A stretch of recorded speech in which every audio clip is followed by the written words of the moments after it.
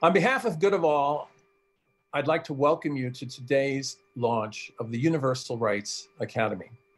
Good of All is an international nonprofit organization dedicated to advancing the principles outlined in the Universal Declaration of Human Rights. Today, on the International Day of Commemoration and Dignity of the Victims of the Crime of Genocide, we are gathered as representatives of the civilized world to call for tribunals to prosecute acts of genocide and other human rights atrocities committed by ISIS in Iraq and Syria. Any members of the media who have questions on today's press conference or who would like interviews can contact Audrey Mullen at audrey@advocacyink.com. Thank you. Our first speaker is Ambassador Morse Tan from the Office of Global Criminal Justice at the U.S. State Department.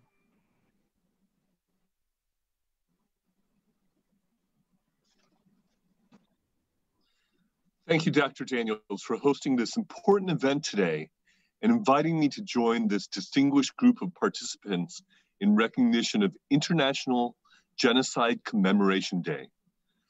I have the privilege of leading the State Department's Office of Global Criminal Justice, GCJ for short, which is the department's center of expertise on issues related to war crimes, crimes against humanity, genocide, and transitional justice.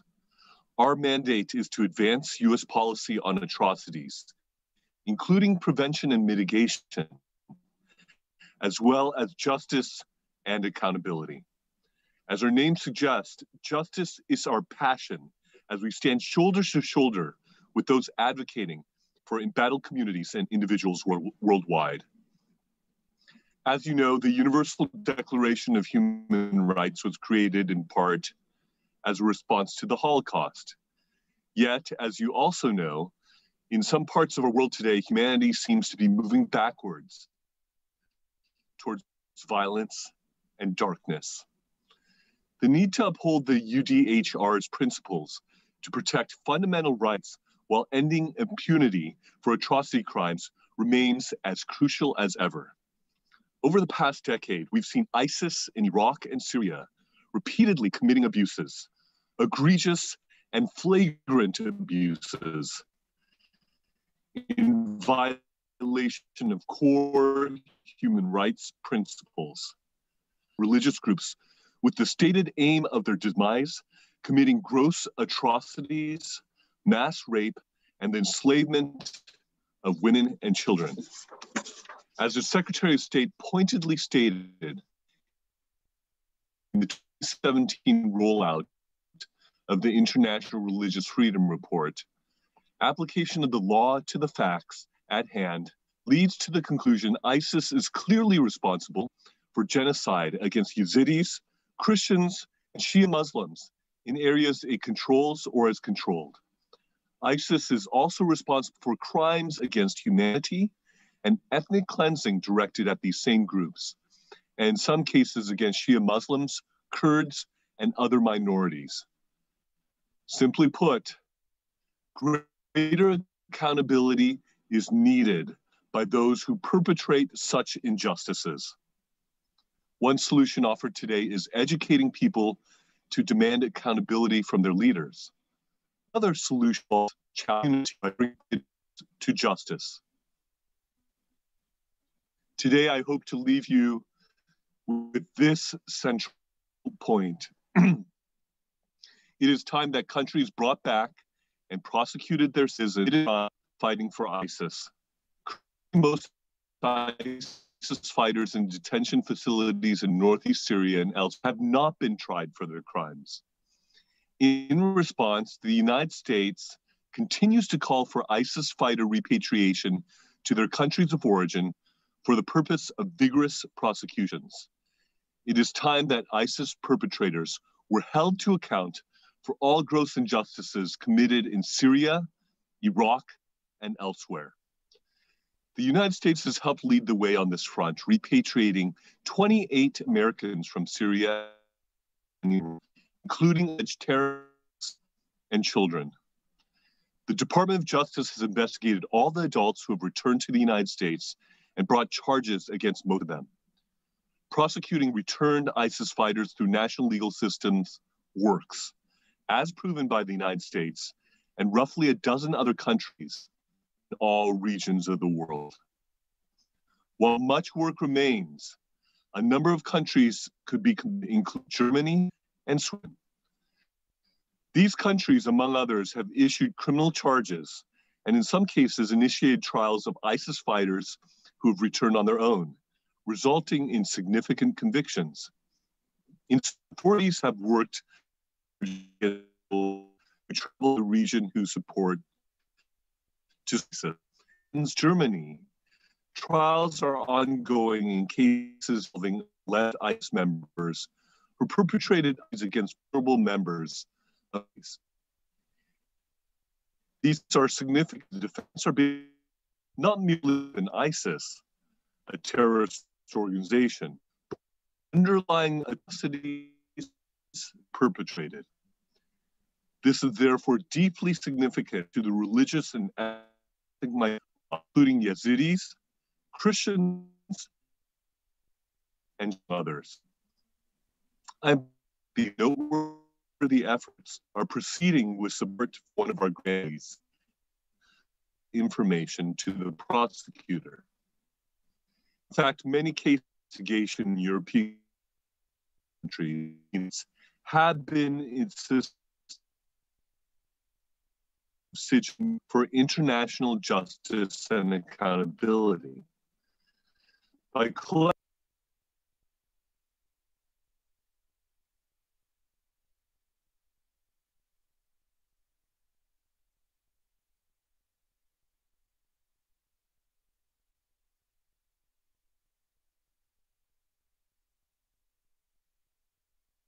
enforcement agencies actively investigating ISIS and Assad regime crimes, among other atrocities. Organizations such as CIJA and our host, Good of All, are critical in this fight against impunity by promoting justice-oriented measures. We are grateful for their commitment and look forward to seeing the continued good fruit of their labor. In closing, during the 75th anniversary of the Nuremberg trials, it is time to hold ISIS fighters accountable for their crimes too. It is time that justice was done, prosecutions pursued, and impunity ended for atrocity crimes committed in Syria and Iraq. Thank you. Our next speaker is Ambassador at Large Kelly Currie from the Office of Global Women's Issues at the U.S. State Department. Hello, my name is Kelly Currie. I am the U.S. Ambassador at Large for Global Women's Issues. It is my honor to be with you today as we mark the International Day of Commemoration and Dignity of the Victims of the Crime of Genocide and the Prevention of this crime, as well as International Human Rights Day. Today is a somber day for many of us who look back in recent years and see that never again has never actually meant never again. I think of the Yazidi women who were put into sexual slavery by ISIS, their families destroyed, their communities destroyed. I'm proud that the United States recognized this as a genocide and continues to work for accountability of the perpetrators of these horrific crimes.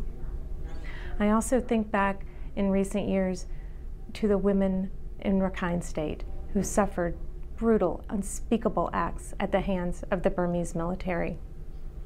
Systemic rape, burning of villages, murder of children, including infants, dislocation of more than 700,000 people, mostly women and children.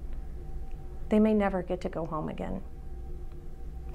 I also think about the emerging crisis that we have been watching unfold in Xinjiang, where Uyghur women have been massively detained, subjected to horrific human rights abuses, including forced abortion and forced sterilization, watched as their communities have been ripped apart by efforts to destroy their faith and their culture. As we mark this day, it is important for us to think about the victims, to think about their families, their communities, to think about the costs that we all bear as humanity with the loss of these people, of their faith, of their traditions. It must also empower us to think about what we must do to make sure that their lives lost are not in vain. Thank you. Our next speaker is Commissioner Nadine Mayenza, the U.S. Commission on International Religious Freedom. I'm here in northeast Syria, traveling in my own capacity, where they are still recovering from being the center of the ISIS caliphate. I've met with Yazidi communities who shared how ISIS especially targeted their communities, killing the men and enslaving the Yazidi women and children, subjecting them to the most horrific crimes. I've met with Christians who tried to stay and pay a tax, but then ISIS still targeted them with horrible violence. I even visited a tunnel under a church in Tabqa that was used to torture, rape, and kill. Unlike most who have perpetrated these types of atrocities in the past, ISIS actually publicized and celebrated its violence as a fulfillment of its ideological mission. The U.S. created the global coalition, working with our partners on the ground here, the Syrian Democratic Forces, to fight and ultimately destroy the caliphate. The people here immediately set up governance as the Autonomous Administration of North and East Syria. They created an environment producing the best religious and gender equality conditions in the Middle East, the opposite of what was experienced under ISIS. But they have never been able to experience justice. Former ISIS fighters are in prisons throughout the region, with many countries unwilling to repatriate or try the foreign fighters. Setting up Nuremberg-style tribunals for captured ISIS fighters is an important step towards justice. The world needs this moment of moral accountability for some of the worst violations against the Universal Declaration of Human Rights since the Holocaust. The victims of these horrendous crimes that have been designated as genocide by the United States government and the United Nations, they deserve justice. Documenting this period in our history through Nuremberg-style tribunals will ensure that the world never forgets and hopefully never allows this type of evil ever again. Good of All is a nonprofit education organization dedicated to advancing the principles articulated in the Universal Declaration of Human Rights, created in 1948 in the aftermath of the Holocaust to protect humanity from future outbreaks of totalitarian violence and oppression. We created the Universal Rights Academy to harness the power of digital media to spread the principles of universal rights in the digital age. Universal rights are so important that civilization and the future of humanity depend upon not tolerating the violation of these rights at any time for any reason. On the International Day of Commemoration and Dignity of the Victims of the Crime of Genocide, we're honored to stand with these leaders from civilized nations around the world in calling for tribunals to prosecute acts of genocide and other human rights atrocities committed by ISIS in Syria and Iraq. In the past decade, the most egregious violations of the fundamental human rights enshrined in the Universal Declaration have been the genocide committed by ISIS in Iraq and Syria. ISIS genocide has targeted multiple ethnic and religious minorities and has been accompanied by other atrocities such as mass rape and the sexual enslavement of women and children. We believe that such tribunals are both a legally and morally appropriate response by the civilized world against ISIS. These trials would provide a moment of moral clarity for those nations who subscribe to the values of the Universal Declaration and would reaffirm its fundamental principles. In addition, we are launching a new online human rights portal, the Universal Rights Academy, in order to harness the power of digital media to spread the principle of universal rights that are the antidote to the ideologies of racism and violence that lead to genocide. If the phrase "never again" is to have meaning, we must go beyond punishment to prevention. Ultimately, the most enduring remedy to all forms of oppression is education. So along with other like-minded NGOs, Good of All is launching universalrights.org to educate and inspire a digital generation with the vision of universal rights for all people everywhere. Thank you. Our next speaker is Beta Kempa, member of the European Parliament. Witam Państwa bardzo serdecznie. Bardzo serdecznie również gratuluję i dziękuję organizatorom za podjęcie tak ważnej inicjatywy, jak jest konferencja międzynarodowa. Przez ostatnie lata byłam ministrem do spraw pomocy humanitarnej w Polsce, ministrem konstytucyjnym. Chcieliśmy w ten sposób wzmocnić nasz przekaz i nasze działania, które idą w kierunku przede wszystkim pomocy humanitarnej i rozwojowej, miejscowej, ale pomocy na miejscu. Ta idea, która jest bliska naszemu sercu, której też wielokrotnie doświadczaliśmy, bo i nam pomagano wtedy, kiedy byliśmy pod sowiecką okupacją. Tak wielu Amerykanów również nam pomagało właśnie na miejscu w Polsce i bardzo sobie tą pomoc cenimy do dzisiaj i bardzo za nią dziękujemy.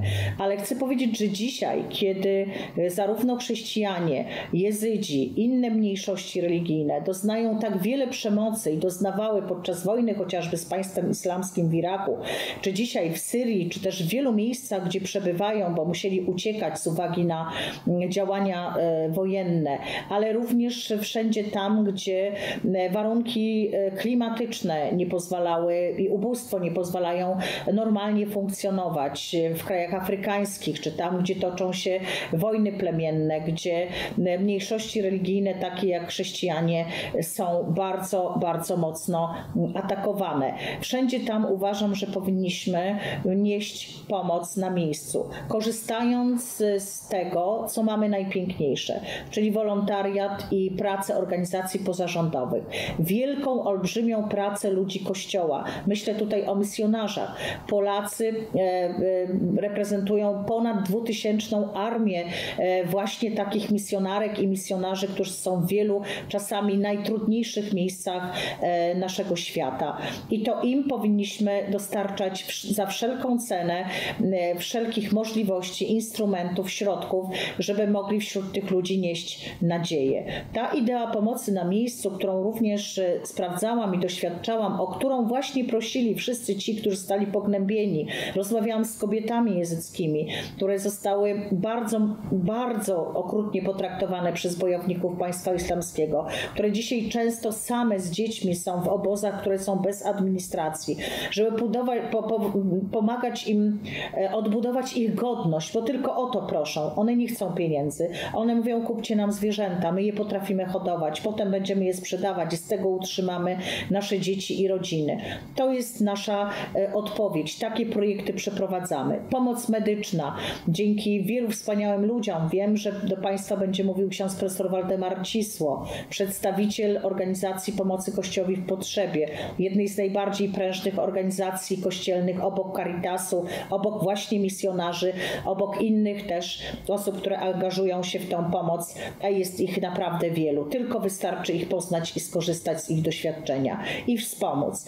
Dziękuję Amerykanom przede wszystkim za to, że nie boją się w swoich uchwałach, kongres amerykański, nazywać rzeczy po imieniu, mówić to, co się stało z chrześcijanami, że to jest ludobójstwo, przyjmować takie akty i w ślad za nimi projektować różnego rodzaju projekty pomocowe. Dziękuję panu ambasadorowi at large, panu Samuelowi Brombergowi, wielkiej osobie, która naprawdę świetnie rozeznaje te kwestie, szczególnie w Iraku i w innych miejscach.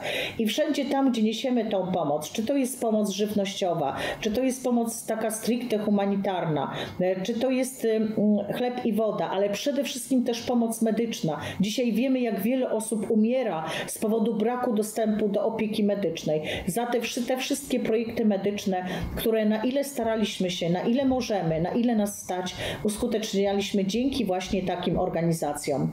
To była nie tylko rozdawanie takiej pomocy wśród najuboższych, ale przede wszystkim też tworzenie centrów ortopedycznych, protezowanie małych dzieci i kobiet, żeby mogły swobodnie się poruszać. To są ofiary działań wojennych. Trzeba, żebyśmy wszyscy na świecie się organizowali. My, chrześcijanie, w sposób szczególny.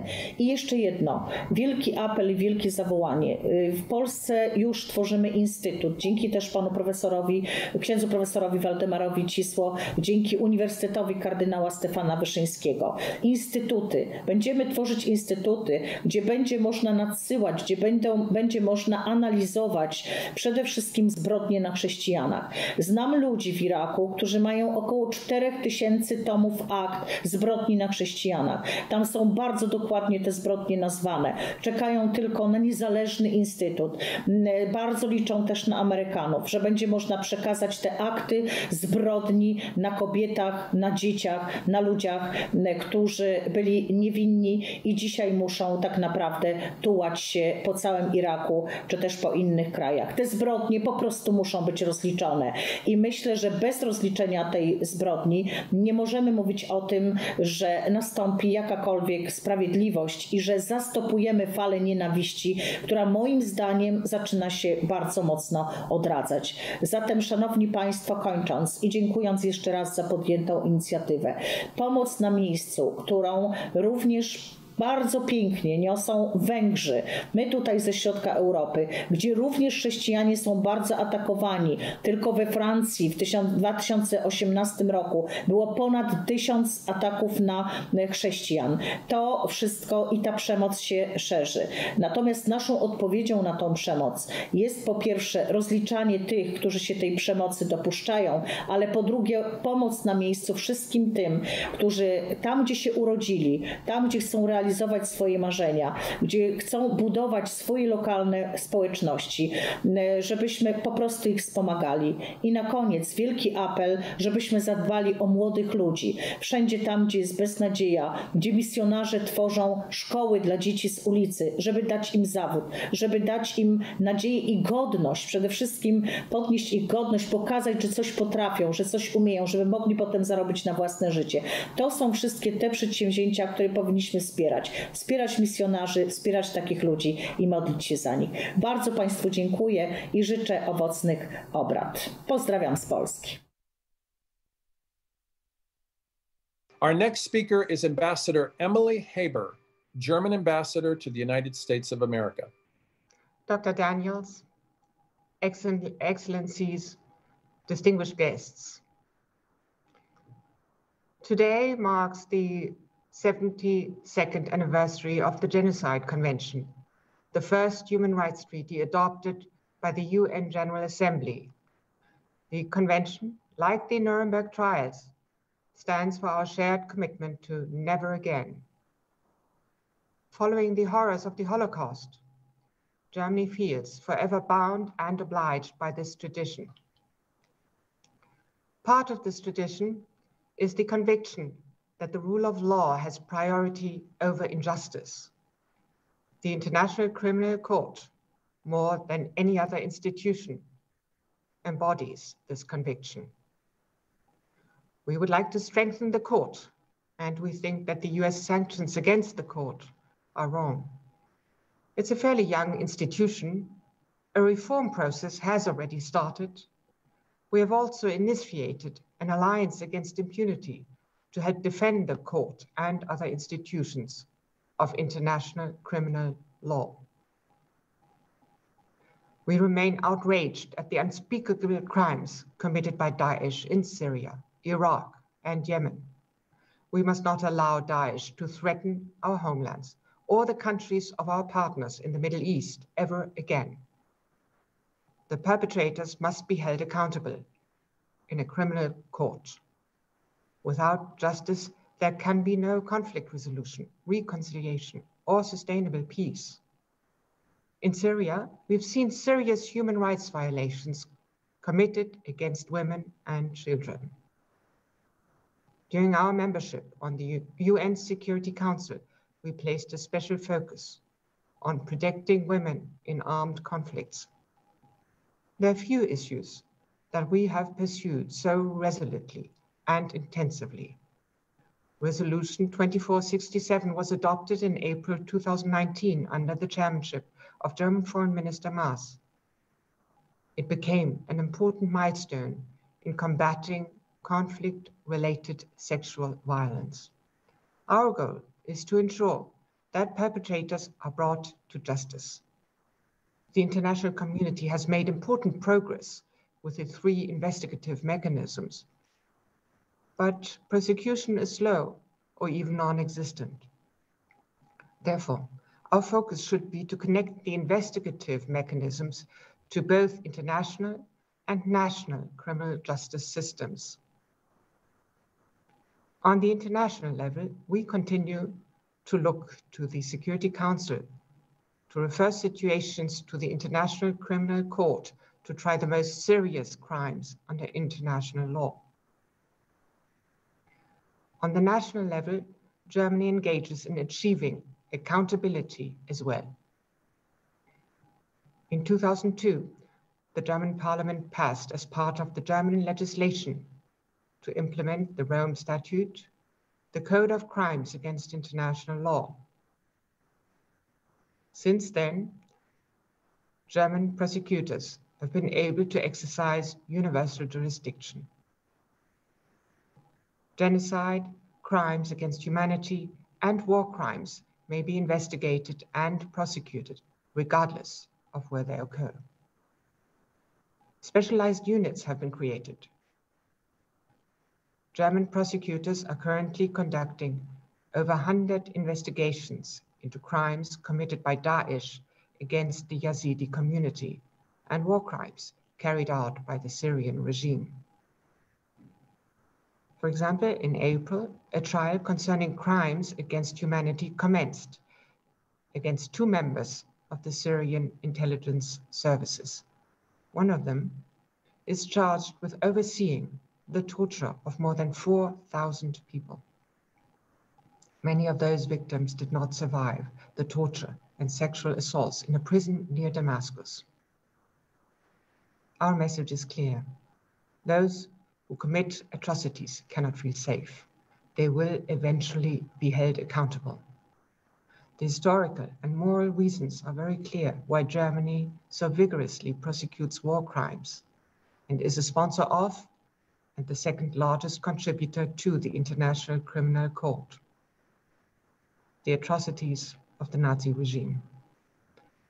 With the same conviction and motivation, Germany is also a staunch defender of individual human rights in general. Human rights are universal. Every individual human being bears these fundamental rights, every moment, every day, always. We actively oppose any initiative to undermine this universal understanding of human rights, which, as we see it, are indivisible. There's no such thing as a hierarchy among them. Collective rights cannot replace the individual's human rights. We engage for the universality of human rights wherever they are called into question. It's our hope that we'll be able to do so together with the US and the Human Rights Council in Geneva in the future. Recent years have seen violence against ethnic and religious minorities in all parts of the world, such as in Iraq and Syria. This violation of fundamental human rights is unacceptable. In order to promote the right to freedom of religion or belief worldwide, we need to strengthen multilateral and bilateral dialogue and cooperation. We need to reaffirm our joint commitment to all human rights, and we need to protect those that become victims of human rights violations. Thank you. Our next speaker is Jacqueline Isaac, Vice President of Roads to Success.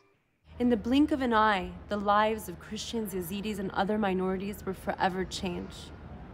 ISIS orchestrated a regime of terror, marked largely by a genocide committed against minority communities in Iraq and Syria. A key weapon of genocidal missions by ISIS was a targeting of women and girls as a means to destroy their families and their communities. The ancient Christian communities of Nineveh Plains, they endured a lot, as did the Yazidis who fled up the Sinjar mountain. We saw horrific, nightmarish scenes of men and boys getting massively executed, women and girls abducted and raped, mothers and fathers whose sons were crucified in front of their own eyes, all revealing ISIS's intent, an intent to destroy the oldest cultures, removing them from the earth and from memory. I met many of those survivors. My mother, the president of Roads of Success, went into Syria and sat with parent after parent whose children were abducted and taken away based on their faith.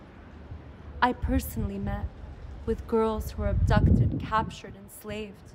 A month after meeting them, they shared of how they saw their fathers and brothers killed in front of their own eyes.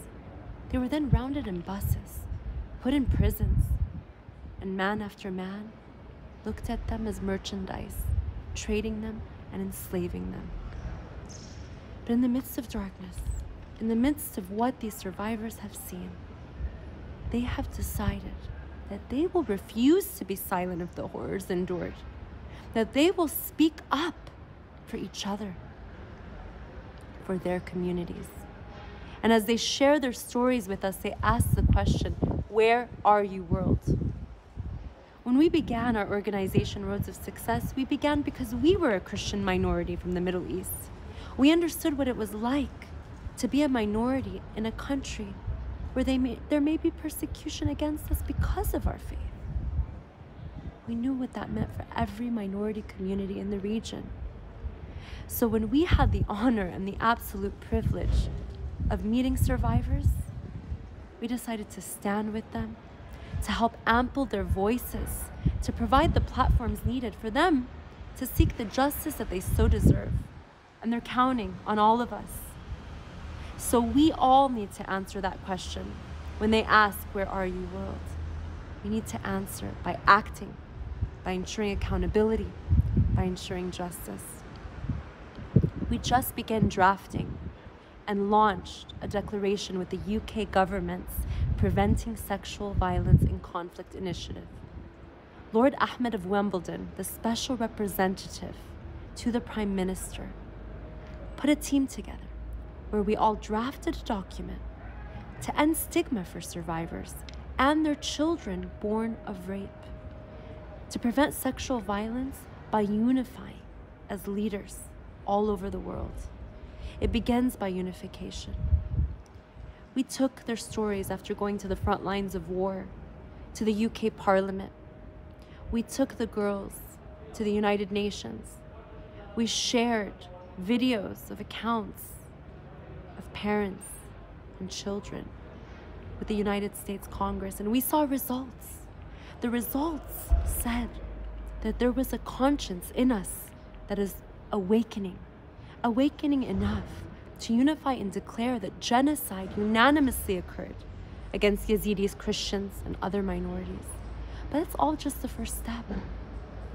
As we partner with mechanisms to help collect evidence in a manner fit for a criminal trial, as we stand together as an international community to begin to support survivors in the way that they need, by listening to their voices, we begin the first steps to a future they so deserve. They deserve their Nuremberg moment.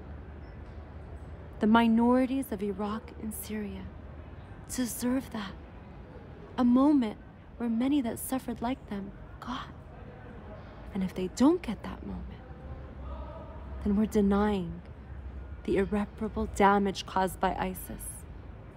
We're encouraging impunity to flourish and justice shirking responsibility in the face of the irreparable harm. So let's stand together. Let's unite. Let's honor their courage, their resilience, their voices. And let's remind them that there will be accountability and their stories will never be forgotten. Thank you for joining this initiative.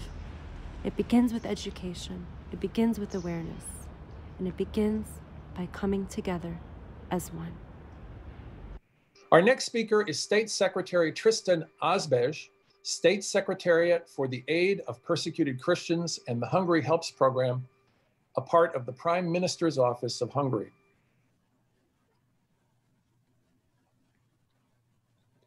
Excellencies, ladies and gentlemen, dear friends, never again. These two words serve both as a prayer for the countless victims who were killed in genocides throughout history, but they also serve as a promise. I humbly bow my head and pay tribute to all those men, women, and children who have been killed for who they are, for what they believed in. I pay tribute to their profession of faith, testimony, and steadfastness that they have set before us. I bow my head before all victims of genocide who were disgraced, tortured, and eventually slaughtered, their suffering and sacrifice must not be forgotten. Ladies and gentlemen, we have gathered today in remembrance of the victims of genocide. But remembrance is credible only if it prompts action. And this is especially true today. Even in the 21st century, the threat of genocide hangs over countless communities throughout the world. Just 4 years ago, the genocide perpetrated against the Yazidi people killed many thousands, left 400,000 Yazidis without livelihood, and who are to this day have been unable to return to their homes.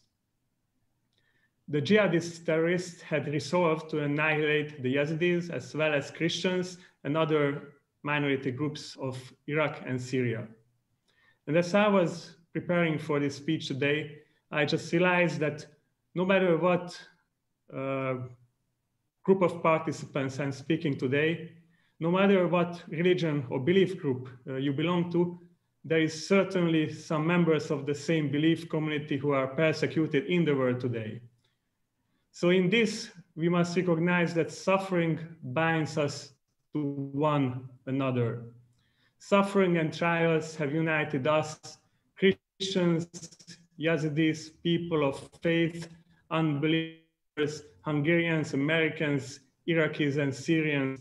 We have been united in fraternity. And this is the condition that we cannot be idle, silent, and passive as we overlook the mortal agony of those determined to persevere and live. We must not be silent when encroached on our fundamental human rights, religious freedom, and the right to life. So this is a call to all responsible governments and charitable organizations. Hailing religious liberty is the road to preventing genocide from ever happening again. Ladies and gentlemen, too many communities have been forced to the brink of extinction. Too many communities must face deadly dangers on a daily basis. Terrorists and other armed radicals are endangering the lives of millions of people and are systematically targeting those who are of different worldview, a different ethnic group, or a different religion. The world must not watch these targeted communities fall by the wayside. The Hungarian government and the Hungarian people are committed to the protection of religious freedom, the keystone of social justice and the prerequisite for human dignity. Our mission, therefore, is of global importance, and we are grateful to share this mission with governments like those of the United States and the government of Poland, among many others. The Hungarian government turns to all communities facing an existential danger with solidarity in form of humanitarian aid. Not only do we convey our sympathy, but through extending concrete assistance, we strive to aid in the struggle to persevere and flourish. As a result of the 8 projects implemented, we can now say that we have contributed to the preservation, prosperity, and dignified return of over 100,000 persecuted people to their homelands. Through our international aid program, Hungary Helps, that is the name of our humanitarian program. Through this program, my government has supported beleaguered local communities, local churches under constant attacks, as well as contributed to the reconstruction of infrastructure damaged in the attacks of extremists and radicals in the Middle East and in other parts of the world. Hungary is also contributing to the collection, preservation, and documentation of evidence of atrocities committed as part of the genocide committed by ISIS against Christians and other groups in Syria and Iraq by working together with organizations such as the one that was represented by the previous speaker. Accountability and ensuring that perpetrators are held to account for their crimes against humanity is essential in our fight to adhere to our promise, never again. On the topic of accountability, I have fresh news. I am here to announce the news that Hassan F., an emir who participated and led mass murders by Daesh in Syria and who was arrested in Budapest in 2018, has just last week been convicted by the court of Budapest, Hungary, and sentenced for life imprisonment. It is a small step towards full accountability. However, it is a road we must walk until the very end in the interest of bringing justice to the victims. Never again. Going forward, these two words must echo in our minds, and their spirit must shine through all our actions. Because this is how we can honor all those who have lost their lives in genocides and defend those who deserve to live with dignity and in peace in our world. Thank you for your kind attention. Our next speaker is Father Waldemar Cisło, director of the Polish section of the Pontifical Foundation for Aid to the Church in Need. I would like to start by thanking the organizers for inviting me to participate in this conference.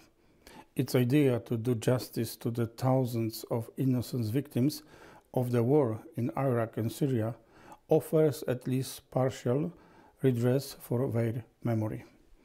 As the director of the Polish section of Aid to the Church in Need and professor of the Cardinal Stefan Wyszyński Catholic University in Warsaw, dealing with interreligious dialogue, I'm delighted to present my experience from multiple visits to Iraq and Syria. There are many publications about refugees reaching Europe, but fewer about how to help them before they become refugees. What to do so that these people can stay in regions of origin. And on-site assistance, although hindered by the ongoing conflict, is indeed possible. Since the outbreak of the war in Iraq, as a church organization, we have responded to the request of the Iraqi bishops to provide material aid for the local Christians. Our assistance intensified especially after the expulsion of Christians from the vicinity of Mosul on June 5, 2014. Thanks to the support of the Polish society, we managed to provide funds to run refugee camps in Iraq, Kurdistan. We financed food, drugs, container schools. One such camp was run by Father Douglas Bazi in Erbil, the capital of Iraqi Kurdistan, inhabited by 720 people. For each family, we purchased a metal container equipped with air conditioning and electricity. History has shown how purposeful this aid was. After a few years, these people found jobs and apartments in Erbil, and most importantly, they remained there. Everything we do in Iraq, Syria, and today in Lebanon is geared towards keeping the Christian community in place, although it is faced with a dramatic decline. For example, in 2003, Iraq was home to 1.5 million Christians. Currently, the number is estimated to be below 100,000, and they are mainly internally displaced persons. We are afraid that the similar situation will take place in Syria, as already more than a half of all Christians have left the country. The medical treatment of Syrians is a model project financed by Poles with the support of both individuals and the Polish government. Over 10 years of war has led to a total destruction of the local society and sharp reduction in salaries. Unemployment in cities such as Aleppo, Homs, and Damascus is between 70 and 80%. An average working person can expect to receive a salary of around $100 a month. To keep a family of faith at an average standard of living, you need around $200 per month. Those tormented people who have to watch their loved ones and their children suffer need constant help. Last year, we witnessed a case of children freezing over the winter because there was not enough money to buy oil for heating. What seems to be the greatest drama facing the Syrians today is that the world is forgetting them. As it's the case of Iraq, the long-lasting war led to the media getting bored with the events in Syria. Today, nobody is impressed with the news that 10, 50, or 100 people died in Damascus or another city. The dramatic appeals of the Pope or the local bishops, repeated after major tragedies or on the occasion of religious celebrations, also do not get sufficient response. Bringing to justice the Islamics responsible for the crimes committed against these communities would also remind the world of the fate of the forgotten and lonely victims. A very serious problem in both Iraq and Syria is the care of children and young people who have experienced the cruelty of war. What comes as a shock to us in the context of human rights are the scenes that we had the opportunity to observe during ISIS activities in Iraq and Syria. During our talks with the Yazidis, we learned that during the war in the Middle East, the rights and dignity of women, in particular, were very seriously violated. In 2015, ISIS used a fatwa that allowed Islamic jihadists to possess sex slaves. Trafficking of women was one source of funding the activities of the Islamic State. It is estimated that this faith befell approximately 6,000 women, and according to the information we have, the youngest girl who was saved from the captivity was 5 years old. One of the most dramatic images that have been presented to me during my numerous visits to Iraq was the description of trafficking in women, especially Yazidi, who were sold in the market in Mosul as sex slaves with price tags running from $30 to $50. In Yazidi culture, these disgraced women had no way to returning to their families. They often went to the mountains and committed suicide. One of the most dramatic scenes involved a conversation with a teenage girl in Germany who met her abuser, a man over 50 years old, who bought her for $100, raped, and then resold her to other clients. She asked him, "Why did you do this to me? You have daughters my age. Would you do that to them too?" This child fainted from stress. Interestingly, this meeting took place on German television, where both the victim and the tormentor were found in Germany as refugees. Thanks to the involvement of the charity organization from Poland, we were able to help tens of thousands of Syrian and Iraqis. With the help of food, parcels, hundreds, if not thousands, did not starve during the worst period of the conflict. Medical assistance reached over 40,000 people. Both Poland and Hungary hold the view that the most efficient, effective, and fruitful assistance is provided on the spot, as this is where the aid is needed the most and requires relatively modest financial resources. The worst victims of the war are the weakest, children, women, and the elderly, as they mostly stayed in place when many young men left and can be seen in Europe rather than in Syria or Iraq. I consider the idea of tribunals of justice for the Islamic responsible for crimes against humanity, to which this conference is devoted, just and worthy of support. The time frame does not allow me over interesting themes to be developed regarding humanitarian aid and the persecution of Christians. But let me appeal to those states who have the power to do so, to take steps to help Christians in both Syria and Iraq, so they may not die of hunger or lack or access to drugs. Solidarity with them is our duty. Thank you very much for your attention.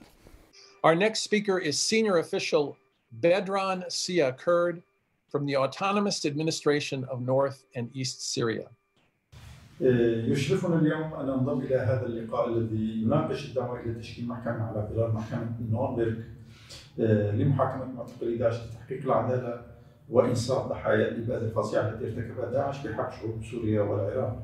I am honored today to participate in this online meeting and join the distinguished participants in calling for Nuremberg-like tribunals to prosecute captured ISIS fighters and bring justice to the victims of this horrific genocide that happened in Syria and Iraq. نحن تخالفنا مع التحالف الدولي لهزيمة داعش بقيادة الولايات المتحدة الأمريكية، وفقدنا أكثر من 11,000 شهيد وآلاف الجرحى دفاعا عن الإنسانية جماعة. داعش استهدف اليزيديين والمسيحيين والعرب والأكراد، وارتكبوا أفظع الجرائم بحق شعبنا في المنطقة، ومن ضمنها القتل والتعذيب وسب النساء وغيرها من الجرائم. وبعد تحرير كل منطقة من قبضة داعش كنا نقيم إدارة محلية للسكان هناك لإدارة أنفسهم، ومن هذه الإدارات تشكلت الإدارة الذاتية للشمال والشرق السوري. We partnered with the US-led global coalition to defeat ISIS, which cost us more than 11,000 martyrs and thousands of injuries. ISIS targeted Yazidis, Christians, Arabs, and Kurds and committed horrific atrocities, including the sexual enslavement of women and children. As soon as we liberated an area from the control of ISIS, we set up self-governance, giving the people a say in their own future that has become the autonomous administration of North and East Syria.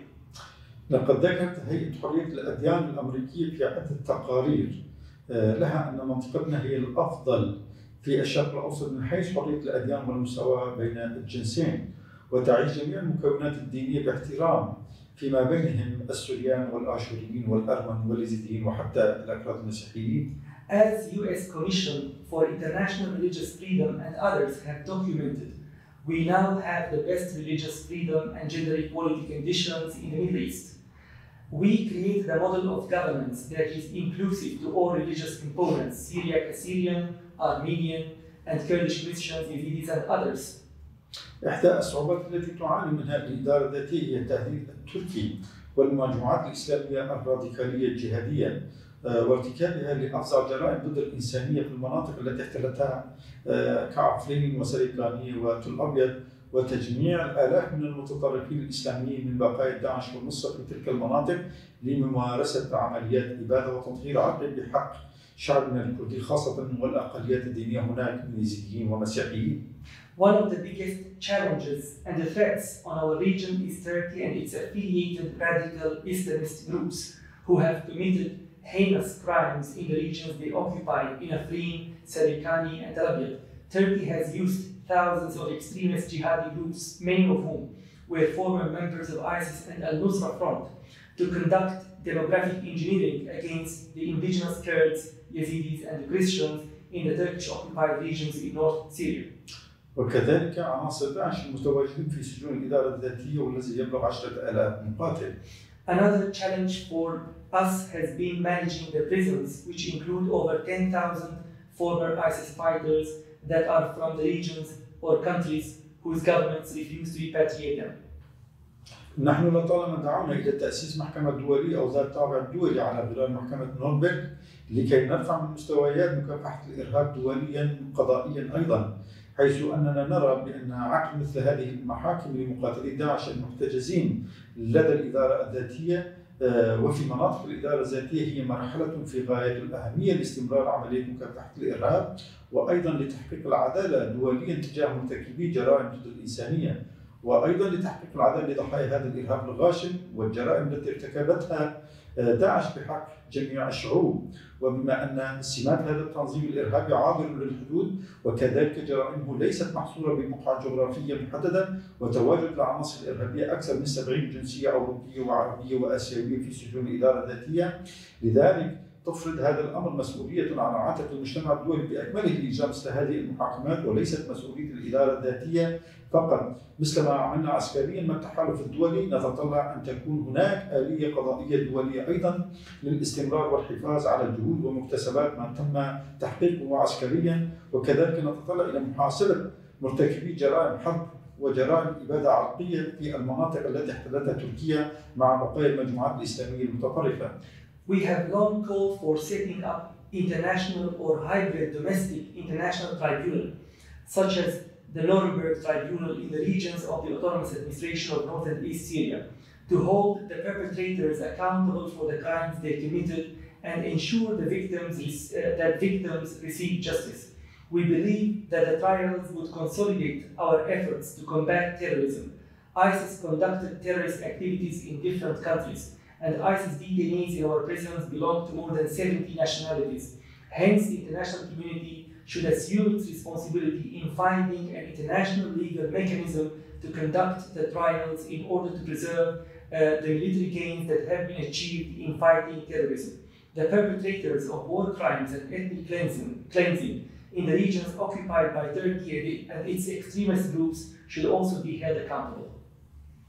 نشكركم مرة أخرى لدعوة الإدارة الذاتية للمشاركة في هذا الحدث الهام، ونحن مستعدون كإدارة ذاتية أن نستضيف هذه المحكمة في مناطقنا بالتعاون مع المجتمع الدولي. Thank you again for including the autonomous administration of North and East Syria in this important event. Our administration is ready to host the tribunal in our regions in cooperation with the international community. I would like to thank all of our honored guests who have joined us for today's press conference and launch of the Universal Rights Academy. The Universal Rights Academy is an online learning community for those who are interested in spreading the vision of universal rights throughout our world. Universalrights.org will be a digital home for the stories of those who are taking action and pursuing the dream of universal rights. The Academy will be a place to discover information about what's happening in our world in the struggle to advance human dignity and freedom all across the globe.